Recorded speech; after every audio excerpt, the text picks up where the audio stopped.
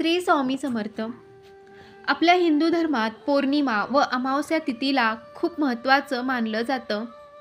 पंचांगानुसार प्रत्येक महिन्याला येणारी पौर्णिमा आणि अमावस्या महत्त्वाची असते. त्यामुळे डिसेंबर महिन्याच्या तसेच या वर्षाच्या शेवटची अमावस्या सोमवती अमावस्या आहे. यावर्षी पौष महिन्यातील अमावस्या सोमवारी येत असल्याने या अमावस्येला सोमवती अमावस्या म्हणून ओळखलं जातं. या दरम्यान या दिवशी पवित्र नद्यांमध्ये स्नान करण्याबरोबरच पितरांना स्नान व पिंडदान करण्यालाही विशेष महत्त्व आहे.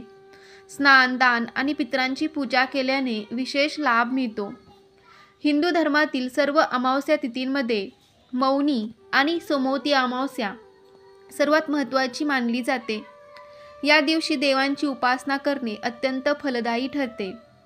चला तर मग जाणून घेऊया सोमवती अमावस्येला कोणकोणते उपाय केल्याने किंवा काय करावे आणि काय करू नये.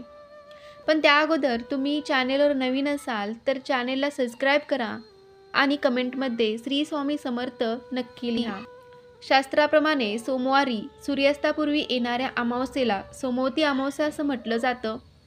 देवांचं देव महादेवांना समर्पित असणारी सोमवती अमावस्या दारिद्र्य दुःख दूर करण्यासाठीच आपल्याला नेहमीच मदत करते. सोमवार हा असाही चंद्रदेवाचा वार आहे आणि या दिवशी तर सूर्य आणि चंद्र एकाच रेषेमध्ये असतात. अशा ह्या सोमवती अमावस्येचं विशेष पर्व आपल्याला विशेष पुण्यफल प्रदान करणारे ठरणार आहे. यासाठी शास्त्रामध्ये या दिवशी करण्याचे काही विशेष उपाय सांगण्यात आलेले आहेत. सोमवारी पहाटे म्हणजेच रविवारच्या उत्तर रात्री 4:01 अमावस्या लागणार असून मंगळवारी पहाटे अर्थात सोमवारच्या उत्तरात्री 3:56 ही अमावस्या संपेल. उदय तिथीनुसार सोमवारचा दिवस आपल्याला अमावस्येचा म्हणून पाळायचा आहे. 2024 वर्ष तसं शनीचं वर्ष होतं. याला मंगळवारी अर्थात 31 डिसेंबर 2024 रोजी शनीच्या अधिपत्याखाली असणाऱ्या या वर्षाचा शेवट होणार आहे. सोमवारी 30 डिसेंबर 2024 रोजी मार्गशीर्ष महिन्याचा शेवटचा दिवस असणार आहे. खास करून महाराष्ट्रामध्ये हा दिवस अमावस्या म्हणून साजरा केला जातो. ज्योतिषशास्त्राच्या दृष्टीने सुद्धा ही अमावस्या अत्यंत महत्त्वाची ठरणार आहे, कारण खूप मोठा संयोग या दिवशी घडून आलेला आहे. ही अमावस्या मूळ नक्षत्रावर आलेली आहे. मूळ नक्षत्र हे केतूचं नक्षत्र आहे आणि केतू ग्रह धर्माची ध्वजा फडकवणारा ग्रह आहे. केतूच्या तिन्ही नक्षत्र एक या अंकाखाली येतात.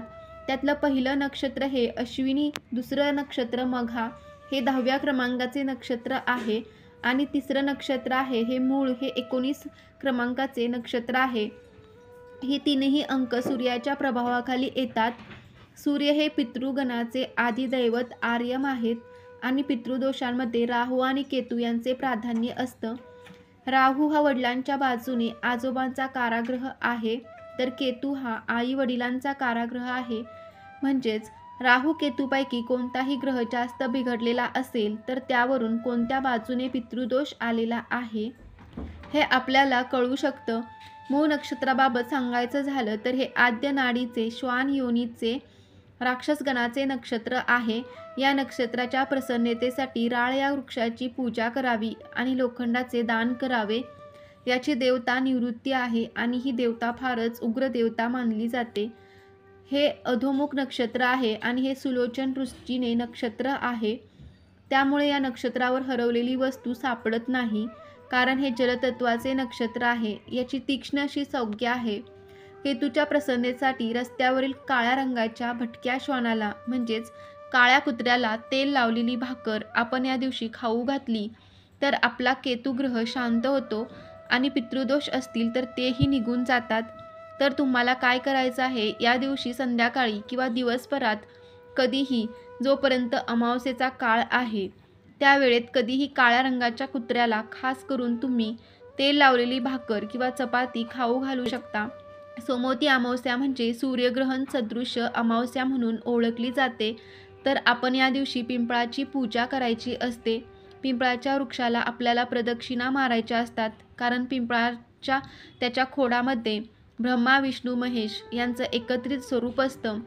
किंवा माता लक्ष्मीचं सुद्धा स्थान आहे असं म्हटलं जातं. पण मग बऱ्याच गोष्टी यामागे दडलेल्या आहेत. तर या समोती अमावस्येच्या निमित्ताने पिंपळ वृक्षाच्या खोडामध्ये जणू काही ब्रह्मा विष्णू महेश यांचे वास्तव्य आहे असं समजून आपण त्यांची पूजा करू शकतो. पण पिंपळ वृक्षाची पूजा आपल्याला या दिवशी करायची असेल तर तो वृक्ष अगदीच लहान नसावा, आपल्या उंचीपेक्षा 1.5 पट तो मोठा असावा. म्हणजे त्या पिंपळ वृक्षाचं खोड किंवा बुंधा आपल्याला जेवढा जास्त मोठा दिसतो तर तसाच पिंपळ वृक्षाची आपण या दिवशी पूजा करावी. तिथे गेल्यानंतर सर्वप्रथम आपल्याला या पिंपळ वृक्षाला मिठी मारायची असते, कारण पितृगांच्या शांतीसाठी खास करून आपण या दिवशी त्यांची पूजा करतो. तर पिंपळ वृक्षाला मिठी मारायची म्हणजेच काय, एक प्रकारे स्पर्श करायचा, नमस्कार करायचा. त्यानंतर पिंपळ वृक्षाला तुम्ही 108 किंवा जास्तीत जास्त त्याच्या डबल म्हणजे 216 प्रदक्षिणा मारू शकता. आणि एवढ्या जर शक्य झाल्या नाही तर तुम्ही कमीत कमी 15 का होईना प्रदक्षिणा या पिंपळ वृक्षाला मारून घ्या. त्यानंतर तुम्हाला काय करायचं आहे, पिंपळा वृक्षाच्या मुळाशी एक दिवा लावायचा आहे.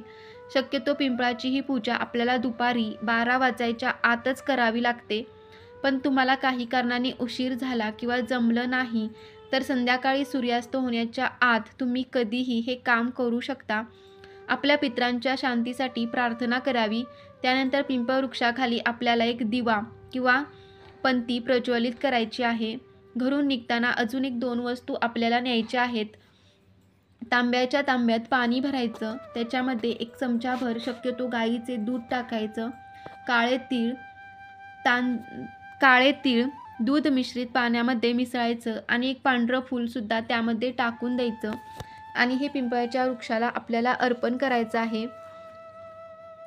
आता पुन्हा आपण आपल्या पितरांच्या शांतीबद्दल किंवा आपली जी काही इच्छा आहे ती तिथे तुम्ही मांडू शकता, मागू शकतो.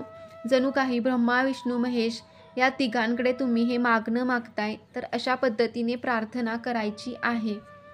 आपल्याला तिथे एका विड्याच्या पानावर, म्हणजे ज्याला आपण खाऊचं पान, नागवेलीचं पान म्हणतो, तर या पानावर 7 कापूर वड्या, 7 फुलासह असलेले लवंग, 1 जायफळ आणि थोडंसं कुंकू त्याच्यावर टाकायचं आणि हे सगळं तुम्हाला तिथं प्रज्वलित करून द्यायचं आहे. तुमच्या ज्या कोणी इष्टदेवता असतील की ज्या देवाची तुम्ही भक्ती करता तर त्या देवीचा मंत्र तुम्ही तिथे जप करू शकता. काही अडचण असेल तर तीही अजून तुम्ही सांगू शकता. तर अशा पद्धतीने तुम्हाला या दिवशी पिंपळ वृक्षाची पूजा करायची आहे. पिंपळ वृक्षाची पूजा करणे या दिवशी अत्यंत शुभ मानलं जातं. म्हणजे एक प्रकारे पितरांच्या शांतीसाठीच नाही तर तुम्हाला या सर्व देवदेवतांचा आशीर्वाद मिळावा यासाठी सुद्धा तुम्ही हा उपाय किंवा ही पूजा या पद्धतीने करू शकता. या दिवशी तुळशी प्रदक्षिणेला सुद्धा खूप जास्त महत्त्व मानलं जातं. तर या दिवशी तुळशी मातेला तुम्ही 108 प्रदक्षिणा घरच्या घरी मारू शकता किंवा तुमच्या तुळशीपाशी प्रदक्षिणा करायला जागा नसेल तर तुम्ही तुमच्या स्वतःभोवतीच 1 प्रदक्षिणा मारायची आहे. तुम्ही या दिवशी घराच्या छतावर किंवा एखादी मोकळी जागा असेल तुमच्या घराच्या आसपास तिथे किंवा जिथे तुम्ही दरवेळेस दहीभात ठेवता तिथे तुम्हाला दहीभाताचा नैवेद्य ठेवायचा आहे. सोमवती अमावस्या असल्याने या दिवशी आपल्याला नारळाचा उतारा करायचा आहे. जसं आपण घराच्या म्हणजेच मुख्य दरवाजाच्या एकदम वरून ते खाली उंबरट्यापर्यंत नारळ 7 वेळा उतरवायचा आहे. पण तो नारळ आपल्याला फोडून टाकता येणार नाही, डायरेक्ट आपल्याला तो फेकून द्यावा लागेल. अशा पद्धतीचा उतारा आहे. कारण या दिवशी सोमवार हा महादेवांचा वार असल्यामुळे या दिवशी आपल्याला तो नारळ फोडता येणार नाही. या दिवशी तुम्हाला शिवलिंगाला अभिषेक करायचा आहे. तर शिवलिंगाचा अभिषेकसुद्धा तुम्ही एक साध्या पाण्याने करू शकता किंवा पाण्यामध्ये काळे तीळ मिसळून किंवा दुधामध्ये काळे तीळ मिसळून या पद्धतीनेही तुम्ही करू शकता. त्याचबरोबर शिवलिंगाला चंदनाचे लेपन करू शकता. चंदनाचे लेपन केल्याने सुद्धा आपल्या संपूर्ण घराला शांती लाभते. पितृदोषापासून सुद्धा आपलं रक्षण होतं असं म्हटलं जातं. तसेच या दिवशी तुम्हाला घरातील सर्व व्यक्तींची नजर उतरवायची असेल तर तुम्ही मिठाने किंवा मोहरीने नजर उतरवू शकता. आणि जे काही आपण नजर उतरवलेले साहित्य असतं तर मग मोहरी असेल तर ती कचऱ्यात टाकून द्यायची आणि मीठ असेल तर ते पाण्यामध्ये सोडून द्यायचं आहे. अशा पद्धतीने आपण सोमवती अमावस्येला हे उपाय करता येतील. तर ह्या उपायांपैकी कोणता तरी एक उपाय तुम्ही या सोमवती अमावस्येला करायचा आहे. तर या सोमवती अमावस्येची पूर्ण माहिती देण्याचा मी प्रयत्न केलेला आहे. तर तुम्हाला हा व्हिडिओ कसा वाटला कमेंटमध्ये नक्की सांगा. आवडला असेल तर व्हिडिओला लाईक करा, शेअर करा. श्री स्वामी समर्थ. जय जय स्वामी समर्थ. श्री गुरुदेव दत्त.